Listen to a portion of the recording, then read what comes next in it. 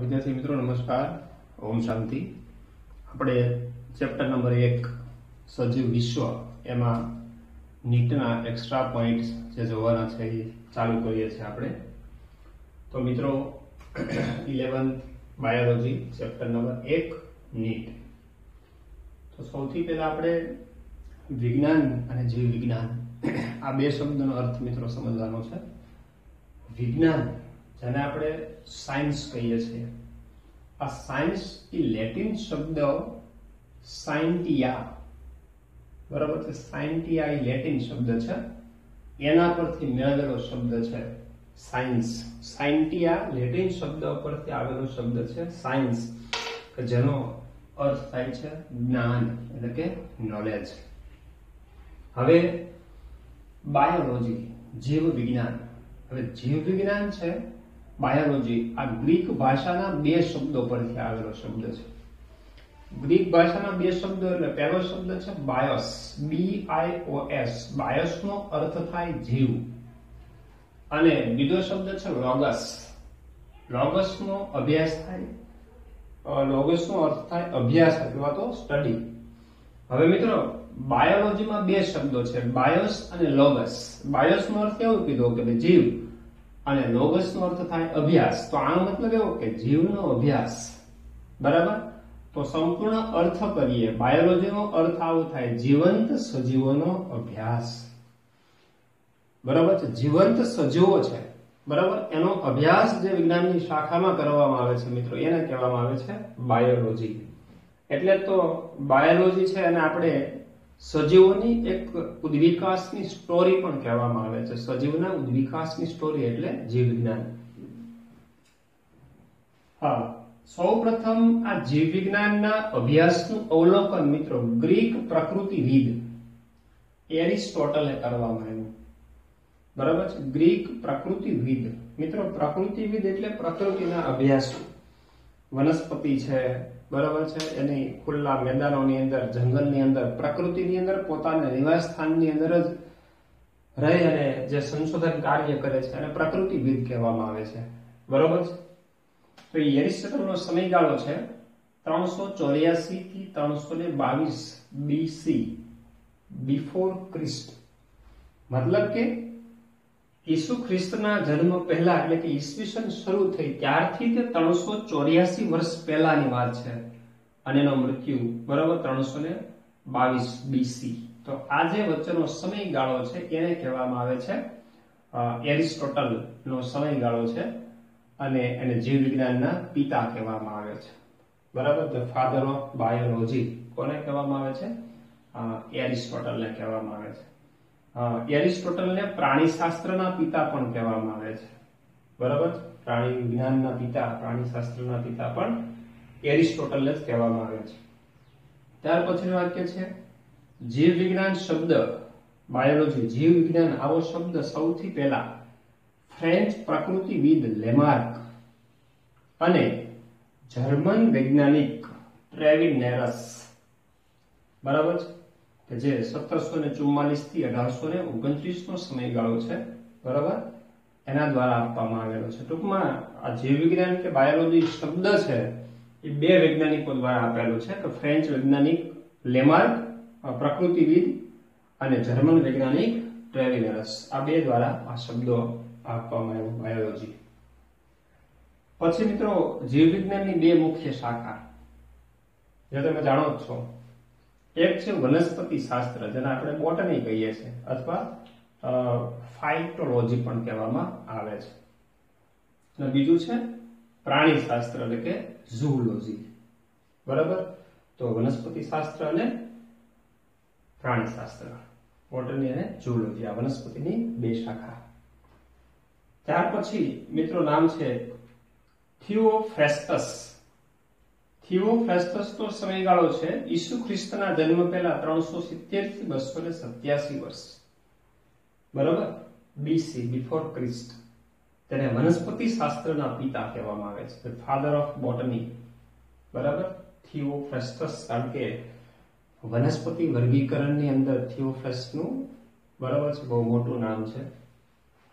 ત્યારબાદ પછીનું વાક્ય છે સૂક્ષ્મ જીવોના અભ્યાસને સૂક્ષ્મ જીવ વિજ્ઞાન એટલે કે માઇક્રોબાયોલોજી કહેવામાં આવે છે. જીવાણુ શાસ્ત્ર આપણે કહીએ છીએ, બરાબર. માઇક્રોબાયોલોજી સૂક્ષ્મ જીવોનો અભ્યાસ કરતું વિજ્ઞાન, જેને કહેવામાં આવે સૂક્ષ્મ જીવ વિજ્ઞાન, માઇક્રોબાયોલોજી. હા, એમના સૂક્ષ્મ જીવ વિજ્ઞાનના પિતા લ્યુવાન હોકને ગણવામાં આવે છે, બરાબર છે. લ્યુવાન હોક 1632 થી 1723 જે સૂક્ષ્મ જીવ વિજ્ઞાનના પિતા કહેવામાં આવે છે, ધ ફાધર ઓફ માઇક્રોબાયોલોજી, બરાબર, લ્યુવાન હોક. તો મિત્રો આ કેટલાક વૈજ્ઞાનિકો, બરાબર છે, જીવ વિજ્ઞાનની અંદર જે ફાળો છે સંશોધનમાં મુખ્ય, એના વિશેની કેટલીક વાત કરી. વિજ્ઞાન અને જીવ વિજ્ઞાનનો અર્થ આપણે સ્પષ્ટ કર્યો. હવે પહેલા આપણે જોઈ લઈએ કે ભાઈ જુદા જુદા સજીવોની જે સંગઠનની વિવિધ સ્તરો આવેલા હોય છે, બરાબર, કે સજીવોમાં વિવિધ સ્તરોનું સંગઠન એટલે શું. હવે આપણે થોડી બાબત તો આમાં જાણીએ છીએ કે ભાઈ સજીવનો પાયાનો એકમ કોષ છે, કોષથી પેશી બને, પેશીથી અંગ, અંગતંત્ર બનીને સજીવનું નિર્માણ થાય. પણ એનાથી બી આપણે કોષ કરતા બી નીચેના સ્તરે આપણે જવું છે તો સમજી શકીએ છીએ કે ભાઈ આ પરમાણુ છે, બરાબર છે. પરમાણુ એના સંગઠનથી ઘણા બધા પરમાણુઓ મિત્રો જોડાય તો પરમાણુના સંગઠનથી અણુ બને છે, બરાબર છે, જાણો છો. હા, આ પરમાણુ છે એ પણ કેટલાક ઉપપરમાણુય કણોથી બને છે, જાણો છો. ઇલેક્ટ્રોન ને પ્રોટોન ને આ બધા ન્યુટ્રોન્સ ને બધા ઉપપરમાણુય કણો કહેવાય, જેના મદદથી કોઈ એક નાનો પરમાણુ બને છે. પરમાણુ ભેગા થઈને એક અણુનું નિર્માણ કરે છે. અણુઓ ભેગા થઈને એક મહાઅણુ બને છે. મહાઅણુ તરીકે પ્રોટીન છે, કાર્બોદિત છે, લિપિડ છે, મિત્રો એને મહાઅણુ ગણવામાં આવે છે. આ બધા મહાઅણુઓ ભેગા થાય ત્યારે પટલમય અંગિકાઓ, બરાબર છે, પટલમય અંગિકાઓનું નિર્માણ થાય છે. આ બધી અંગિકાઓ ભેગી મળીને મિત્રો જાણો છો કોષ બનાવે. કોષના સંગઠનથી પેશી બને, પેશીઓના સંગઠનથી શરીરનું કોઈ અંગ બને. આવા બધા અંગો ભેગા થઈ અને અંગતંત્ર બને છે. પાચન તંત્ર, શ્વસન તંત્ર, પ્રજનન તંત્ર, રુધિરાભિસરણ તંત્ર, આવા અંગતંત્રો ભેગા મળીને એક સમગ્ર સજીવ દેહની રચના થાય છે, બરાબર. આવા સજીવો છે, બરાબર, ભેગા મળી જાતિ અને જાતિથી સજીવોની સંખ્યા વધતી જાય અને એક વસ્તીનું નિર્માણ કરે છે. ઘણી બધી આવી વસ્તી ભેગી થઈને એક જીવ સમાજ બને છે. જીવ સમાજો ભેગા થઈ અને એક નિવસન તંત્ર બને છે. અને પૃથ્વી પરના જે નિવસન તંત્રો છે બધા જ ભેગા મળી અને સમગ્ર જીવ સૃષ્ટિ એટલે કે જીવાવરણનું નિર્માણ કરે છે. તો પરમાણુથી લઈ અને છેક જીવાવરણ સુધીના આ વિવિધ સ્તરોનું સંગઠન કહેવામાં આવે છે, બરાબર. કેટલાક સૂક્ષ્મદર્શી છે, કેટલાક જોઈ શકાય એવા છે અને કેટલાક કાલ્પનિક છે, બરાબર. હા, આ સજીવ છે, આ બધા દ્રશ્ય કહેવાય. સજીવ છે, દ્રશ્ય છે, અંગતંત્ર છે, અંગ છે, પેશી છે, કોષ છે, બરાબર છે. પછી આ અંગિકાઓ અને મહાઅણુ, આ બધા સૂક્ષ્મ અણુઓ તરીકે કહેવામાં આવે છે. પછી આ બધા દ્રશ્ય એટલે જોઈ શકાય એવા છે, આ બધા સૂક્ષ્મ છે. પછી વસ્તી, જીવ સમાજ ને નિવસન તંત્ર, આ બધા જે સંગઠનની કક્ષાઓ છે, સ્તરો છે, એ માત્ર કાલ્પનિક છે. કાલ્પનિક છે કારણ કે એક સમયે તમારી સામે કોઈ એક સજીવ હોય તો તમે એને જોઈ શકો છો, દ્રશ્ય છે, કોઈ એક સજીવને જોઈ શકો છો. પછી તમે એમ ના કહી શકો મને આખી વસ્તી એક સાથે દેખાય છે, કોઈ જાતિ દેખાય છે, હું જીવ સમાજને એક સાથે જોઈ શકું છું, નહીં. એ વસ્તી છે તો કે ઘણી બધી જાતિઓ ભેગી મળીને એક વસ્તી બનાવે છે, તો એક કાલ્પનિક સંગઠનનું સ્તર કહેવાય. વસ્તીથી લઈને પછી જીવાવરણ સુધીના બધા સ્તરો છે કાલ્પનિક સ્તરો કહેવામાં આવે છે, બરાબર. તો આ સજીવમાં વિવિધ સ્તરોનું સંગઠનની વાત આપણે કરી. હવે તારા પછીનો ટોપિક છે અણુ સ્તરે ઊર્જાના રૂપાંતરો. હવે અણુ સ્તરે ઊર્જાના રૂપાંતરો, બરાબર. તો જો પહેલો વાક્ય લખ્યું છે સજીવો રાસાયણિક શક્તિનો જ ઉપયોગ કરી શકે છે. મિત્રો, કોઈ પણ સજીવ પોતાના દેહધાર્મિક કાર્યો કરવા માટે હંમેશા રાસાયણિક શક્તિનો જ ઉપયોગ કરે છે. જાણો છો, હરિતદ્રવ્ય ધરાવતી વનસ્પતિ હોય એ પ્રકાશ સંશ્લેષણ કરી અને પોતાનો ખોરાક બનાવે છે એને આપણે સ્વાવલંબી કહીએ છીએ. તો હરિતદ્રવ્ય ધરાવતી બધી લીલી વનસ્પતિ છે, લીલ છે, જે ખોરાક બનાવી શકે એને સ્વાવલંબી કહેવાય. બરાબર. પછી અન્ય જે સજીવો છે અને અન્ય પ્રાણીઓ છે જે પરાવલંબી છે, જે પોતાનો ખોરાક જાતે બનાવતા નથી પણ ખોરાક મેળવી અને પોતાના દેહધાર્મિક કાર્યો કરે છે. ખોરાક શેમાંથી મેળવે છે? જે ખોરાક નથી બનાવી શકતા એ પરાવલંબી બધા સજીવો છે, બરાબર, એ ખોરાક માટે વનસ્પતિ ઉપર એટલે કે ઉત્પાદકો પર જ આધાર રાખે છે. બધા જ પ્રાણીઓ, માનવ સહિતના બધા જ પ્રાણીઓ છે, બરાબર, એ પરાવલંબી સજીવો ગણવામાં આવે છે. કારણ કે પ્રકાશ સંશ્લેષણ નથી કરી શકતા, પોતાનો ખોરાક જાતે બનાવી શકતા નથી, એટલે પરાવલંબી કહેવામાં આવે છે. પ્રાણીઓની અંદર મિત્ર માત્ર એક જ યુગલીના એવું પ્રાણી છે, યુગલીના એકકોષી પ્રાણી છે, જાણો છો, જે હરિતદ્રવ્ય ધરાવે છે અને પોતાનો ખોરાક છે જાતે બનાવી શકે છે. એકકોષી પ્રાણી યુગલીના. તો અપવાદ રૂપે એ પ્રાણી છે એ સ્વાવલંબી છે. ઓકે. ત્યારબાદ મિત્રો ઉર્જા રૂપાંતરની ક્રિયા આપણે જોઈએ. તો ઉર્જા રૂપાંતરની પ્રક્રિયા છે મિત્રો બે પ્રકારની છે. એક ઉર્જા ગ્રાહી પ્રક્રિયા અને એક ઉર્જા ત્યાગી પ્રક્રિયા. તો ઉર્જા ગ્રાહી છે, બરાબર, ક્રિયા જે ઉર્જા ગ્રહણ કરે છે. ઉર્જા ગ્રહણ કરે મતલબ કે એ તંત્રએ કાર્ય કરવા માટે બહારથી ઉર્જા મેળવવી પડે છે. પહેલા આપણે ઉદાહરણ જોઈએ એટલે તમે સમજતા ફાવે છે કે ઉર્જા ગ્રાહી પ્રક્રિયાનું ઉદાહરણ છે અહીંયા પ્રકાશ સંશ્લેષણ આપેલું છે. તો પ્રકાશ સંશ્લેષણની ક્રિયા છે મિત્રો સૂર્યપ્રકાશના શોષણથી થાય છે. તો સૂર્યપ્રકાશ અને બહારની ઉર્જા છે ગ્રહણ કરે છે ત્યારે તંત્ર પ્રક્રિયા કરે છે. અને પ્રક્રિયક કરતા નિપજનું શક્તિ સ્તર ઊંચો હોય છે. કારણ કે ઘણા બધા નાના નાના પ્રક્રિયકો વપરાઈને ભેગા થઈ અને પ્રકાશ સંશ્લેષણ દરમિયાન મિત્રો કાર્બોદિત પદાર્થ ગ્લુકોઝ અણુ છે બનાવે છે. એટલે જટિલ અણુનું સર્જન થાય છે, નિપજ જટિલ છે, એટલે પ્રક્રિયા કરતા નિપજનો શક્તિ સ્તર ઊંચો ગણાય છે. પછી બીજી પ્રક્રિયા છે ઉર્જા ત્યાગી પ્રક્રિયા. ઉર્જા ત્યાગી પ્રક્રિયા જેમાં ઉર્જાનો ત્યાગ થાય અથવા તો એ પ્રક્રિયા દરમિયાન ઉર્જા છે મુક્ત થાય. તો ઉર્જા મુક્ત થાય ક્રિયાને ઉર્જા ત્યાગી પ્રક્રિયા કહેવાય.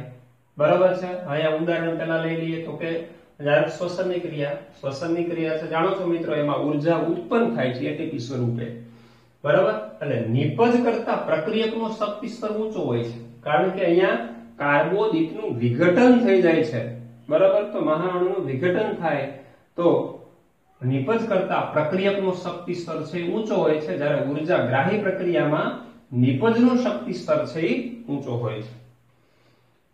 ઉર્જા વિનિમયમાં એટીપી ચાવીરૂપ ભાગ ભજવે છે. કારણ કે ઉર્જાના રૂપાંતરો જ્યારે થાય છે, પ્રકાશ સંશ્લેષણની ક્રિયા થાય છે, બરાબર, જ્યારે શ્વસનની ક્રિયા થાય છે ત્યારે ચાવીરૂપ ઘટક તરીકે એટીપી નું નિર્માણ થાય છે. એડિનોસાઇન ટ્રાઇફોસ્ફેટ જે શક્તિસભર ન્યુક્લિયોટાઇડ છે, જે મધ્યસ્થી વર્તન દર્શાવે છે, બરાબર. અને એટીપી ને કોષનું ઉર્જા ચલણ કહેવામાં આવે છે. કારણ કે કોઈ પણ સજીવના કોષોમાં જે મિત્રો દેહધાર્મિક ક્રિયા થાય છે, એ દેહધાર્મિક ક્રિયા કરવા માટેની જે ઉર્જા છે, એનર્જી છે, બરાબર, એ હંમેશા એટીપી પ્રદાન કરે છે. અને એટીપી ની શક્તિથી દેહધાર્મિક કાર્યો થાય છે કોઈ પણ કોષના, એટલે એને એટીપી નું કોષનું ઉર્જા ચલણ કહેવામાં આવે છે. ચાલો મિત્રો, ત્યાર પછી જોઈએ થર્મોડાયનેમિક્સ નો નિયમ છે. પ્રથમ નિયમ અને બીજો નિયમ, બે નિયમ આપણે જોવાના છે, જેને આપણે ઉર્જાના નિયમો કહીએ છીએ, ઉર્જા સંરક્ષણના નિયમો, બરાબર. તો થર્મોડાયનેમિક્સ નો પ્રથમ નિયમ મિત્રો શું કહે છે? તમે જો કે ફિઝિક્સના નિયમો છે, બરાબર, ફિઝિક્સની અંદર તમે ભણશો કે વિશ્વની અંદર જે ઉર્જાનો જથ્થો છે, એ કેવો છે? કોન્સ્ટન્ટ, મતલબ કે અચળ છે. ઉર્જા છે એનો જથ્થો અચળ છે. ઉર્જાને ઉત્પન્ન કરી શકાતી નથી, તેમજ ઉર્જાનો નાશ પણ કરી શકાતો નથી. તો માત્ર ઉર્જાના એક સ્વરૂપમાંથી બીજા સ્વરૂપમાં રૂપાંતર જ થઈ શકે છે, બરાબર. આ ઉર્જાને ઉત્પન્ન કે નાશ કરી શકાતી નથી.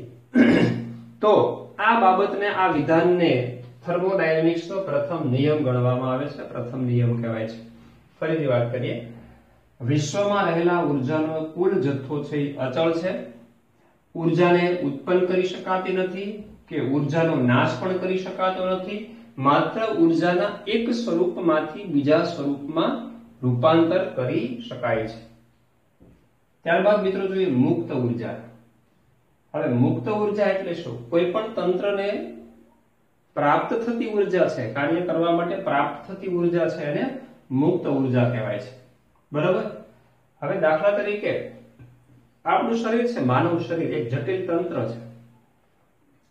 હવે આ જટિલ તંત્રને ચલાવવા માટે એનર્જી જોઈએ છે, એટીપી જોઈએ છે, શક્તિ જોઈએ છે. આ શક્તિ શેમાંથી પ્રાપ્ત થાય છે? બરાબર, ખોરાકમાંથી. તો જે આપણા શરીરમાં જરૂરી એનર્જી છે, શક્તિ છે, જે વપરાય છે એને મુક્ત ઉર્જા કહેવાય છે. અને આ મુક્ત ઉર્જા દરેક સજીવને પોતાના ખોરાકમાંથી પ્રાપ્ત થાય છે. બરાબર. તેથી તંત્રને પ્રાપ્ત ઉર્જા હોય એને મુક્ત ઉર્જા કહેવાય. રૂપાંતરણથી વ્યય પામે છે, તેથી પ્રમાણ ઘટે છે. હવે આ મુક્ત ઉર્જા છે, એક સ્વરૂપમાંથી બીજા સ્વરૂપમાં રૂપાંતર થાય, એટલે કેટલીક ઉર્જા ઉષ્મા સ્વરૂપે વ્યય પામે છે. મિત્રો, ઉષ્મા સ્વરૂપે વ્યય પામેલી ઉર્જા હોય એને ઉપયોગમાં લઈ શકાતી નથી. એટલે ક્રમશઃ શું થાય? મુક્ત ઉર્જાનું પ્રમાણ છે ઘટતું જાય. ઘટતું જાય એટલે અવ્યવસ્થા વધતી જાય છે. અવ્યવસ્થા વધતી જાય એટલે તંત્રને પ્રાપ્ત ઉર્જા ઘટતી જાય ક્રમશઃ. બરાબર. આપણું શરીર છે યુવાવસ્થામાં હોય ત્યારે આપણી ચયાપચયની ક્રિયાઓ છે પૂર જોશમાં ચાલતી હોય, તમે પૂરતો ખોરાક લઈ શકતા હોય એટલે મુક્ત ઉર્જા છે એ પ્રાપ્ત હોય છે. ક્રમશઃ ધીમે ધીમે શરીર છે ઉંમરલાયક થતું જાય, ધીમે ધીમે મુક્ત ઉર્જાનું પ્રમાણ ઘટતું જાય, ખોરાક ઘટતો જાય, ખોરાક ઘટે એટલે મુક્ત ઉર્જા ઘટે, મુક્ત ઉર્જા ઘટે એટલે શરીરમાં જરૂરી એનર્જીનું પ્રમાણ ઘટતું જાય, એનર્જીનું પ્રમાણ ઘટતું જાય એટલે શરીરના જે દેહધાર્મિક કાર્યો છે એને ઉર્જા ઓછી પડે એટલે એ કાર્યો છે ધીમે ધીમે મંદ થવા લાગે, ખલેલ પહોંચવા લાગે. એટલે શરીરની અંદર શું થાય? અવ્યવસ્થા સર્જાય, કેટલાક રોગો ઉત્પન્ન થાય. એ અવ્યવસ્થા કહેવાય. એક તંત્રની અવ્યવસ્થા ઊભી થઈ. બરાબર. આ અવ્યવસ્થાના પરિમાણને બાયોલોજીની અંદર શું કહેવામાં આવે છે? એન્ટ્રોપી કહેવામાં આવે છે.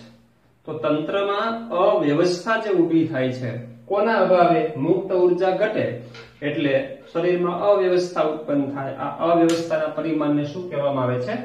એન્ટ્રોપી કહેવામાં આવે છે. એન્ટ્રોપી ક્રમશઃ વધતી જાય. બરોબર છે. એક સમય એવો આવે કે શરીરની અંદર એન્ટ્રોપીનું મૂલ્ય છે એટલું બધું વધી જાય, જીર્ણતા આવી જાય, વૃદ્ધાવસ્થા આવી જાય, ખોરાક લેવાનો બંધ થઈ જાય. બરોબર. એકદમ એન્ટ્રોપીનું મહત્તમ પીકઅપ પોઈન્ટ ઉપર એન્ટ્રોપી આવી જાય ત્યારે શરીરમાં એટલી અવ્યવસ્થા વધી જાય છે તો એ સમયે મિત્રો શરીરના તંત્રો છે કાર્ય કરવા માટે સક્ષમ રહેતા નથી અને શરીરના તમામ દેહધાર્મિક ક્રિયાઓ છે બંધ થઈ જાય છે, જેને આપણે મૃત્યુ કહીએ છીએ અને સજીવનું મૃત્યુ થાય. ચાલો ત્યારબાદ થર્મોડાયનેમિક્સનો બીજો નિયમ. હમણાં આપણે વાત કરી કે કોઈ પણ તંત્રમાં મુક્ત ઉર્જા ઘટતી જાય છે, મુક્ત ઉર્જા ઘટતી જાય, તેના ફળ સ્વરૂપે એન્ટ્રોપી વધતી જાય. હંમેશા મુક્ત ઉર્જા ઘટે મિત્રો, ખોરાક ઘટે એટલે શરીરને પ્રાપ્ત થતી ઉર્જા ઘટે, ઉર્જા ઘટે એટલે અવ્યવસ્થા વધે એટલે કે એન્ટ્રોપી વધતી જાય. તેથી તંત્રની કાર્યક્ષમતા ઘટતી જાય. એટલે એન્ટ્રોપી વધે એમ શરીરની કાર્યક્ષમતા ઘટતી જાય છે. ફરીથી મિત્રો, કોઈ પણ તંત્રમાં મુક્ત ઉર્જા ઘટતી જાય. જેમ ખોરાકનું પ્રમાણ ઘટે, ખોરાકનું પ્રમાણ ઘટે એટલે મુક્ત ઉર્જા ઘટે, મુક્ત ઉર્જા ઘટે એટલે એન્ટ્રોપી એટલે અવ્યવસ્થા વધે, અવ્યવસ્થા વધતી જાય એટલે તંત્રની કાર્યક્ષમતા છે એ ઘટતી જાય છે. એન્ટ્રોપી વધતી અટકાવી શકાય પરંતુ એન્ટ્રોપીને ઘટાડી ન શકાય. બરાબર છે. પૂરતા પ્રમાણમાં ખોરાક કે પોષક દ્રવ્ય યુક્ત પદાર્થો લઈ અને એન્ટ્રોપી વધતી અટકાવી શકાય પરંતુ એન્ટ્રોપી ઘટાડી શકાતી નથી. એન્ટ્રોપી વધતી અટકાવવા માટે મુક્ત ઉર્જા બરાબર છે સ્ત્રોત પ્રાપ્ત કરાવવો પડે છે. એન્ટ્રોપી વધતી અટકાવવા માટે મુક્ત ઉર્જાનો સ્ત્રોત પ્રાપ્ત કરાવવો પડે. એટલે મુક્ત ઉર્જા શેમાંથી પ્રાપ્ત થાય છે મિત્રો? ખોરાકમાંથી. જે ખોરાકમાંથી પ્રાપ્ત થાય છે. એટલે ટૂંકમાં એન્ટ્રોપી વધતી અટકાવવા માટે સતત પોષક દ્રવ્ય યુક્ત ખોરાક છે એ તંત્રને આપવો પડે તો જ તે તંત્ર કાર્યરત રહી શકે છે. બરોબર. અને ઉર્જાના રૂપાંતરણ દરમિયાન જે કેટલીક ઉર્જા વ્યય પામે છે મિત્રો, એ વ્યય પામે છે ઉર્જાને આપણે ફરીથી ઉપયોગમાં લઈ શકતા નથી. એટલે ક્રમશઃ મુક્ત ઉર્જાનું પ્રમાણ છે એ ઘટતું જાય છે, એન્ટ્રોપી વધતી જાય છે. બરાબર.